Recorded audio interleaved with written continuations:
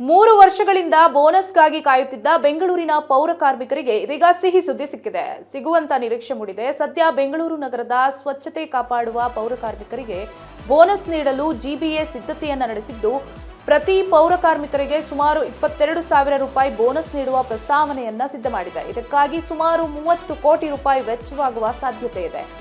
ಇನ್ನು ಜಿಬಿಎ ವ್ಯಾಪ್ತಿಯ 5 ನಗರ ಪಾಲಿಕೆಗಳಲ್ಲಿ ಸುಮಾರು 14,000 ಪೌರ ಕಾರ್ಮಿಕರು ಕಾರ್ಯನಿರ್ವಹಿಸುತ್ತಿದ್ದು, ಈ ಪೈಕಿ 12,600 ಖಾಯಂ ಹಾಗೂ 1,500 ಗುತ್ತಿಗೆ ಪೌರ ಕಾರ್ಮಿಕರಿಗೆ ಬೋನಸ್ ನೀಡಲು ಸಿದ್ಧತೆ ನಡೆದಿದೆ.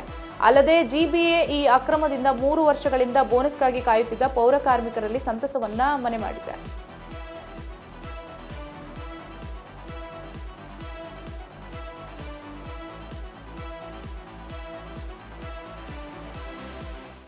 ಅವರಿಗೆ ಬೋನಸ್ ಒಂದು ಕಾರ್ಪೊರೇಷನ್ಸಿಗೆ ಒಂದು ಸರ್ಕ್ಯುಲರ್ ಮಾಡಿದ್ದೇವೆ.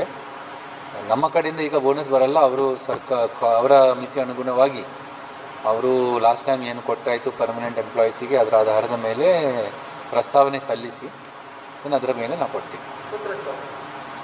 If they are permanent they will get 22, if they are temporary they will get 9,000 rupees. Same circular.